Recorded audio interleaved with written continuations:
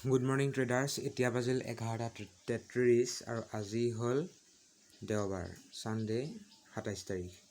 এতিয়া ইয়াতে আমি ট্ৰেড ল'লোঁ বিটকইনত, আৰু বিটকইনত ট্ৰেড লোৱা লজিকটো হ'ল মাৰ্কেট প্ৰথমতে আপ ট্ৰেণ্ডত আছিল, আপ ট্ৰেণ্ডৰ পৰা মাৰ্কেট এতিয়া আপ ট্ৰেণ্ডৰ পৰা এতিয়া মাৰ্কেট ডাউন ট্ৰেণ্ডত আহিছে, আৰু আহি এইকণতে আমাৰ ছাপোৰ্ট ব্ৰেক কৰি পুল বেক লৈছে। ছাপোৰ্ট ব্ৰেক কৰি পুল বেক লৈ আকৌ মাৰ্কেট তললৈ অহাৰ চান্স আছে। তো ইয়াত আমি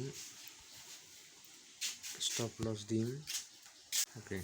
তো আজি $15 ষ্টপ লছ আৰু টাৰ্গেট 39, মানে 15 × 30, 1:2, অকণমান বেছি 1:2তকৈ। তো আজি ট্ৰেডটো এইটোৱে। এতিয়া লছ হয়নে প্ৰফিট হয় চব দেখাই আছোঁ। এতিয়া আমাৰ 3.82 USD প্ৰফিটত চলি আছে। মাৰ্কেটে ডাউনত আহি আকৌ আপ গৈ এতিয়া এটা ডাব্লিউ পেটাৰ্ণ, মানে ডাবল বটম পেটাৰ্ণ বনাইছে।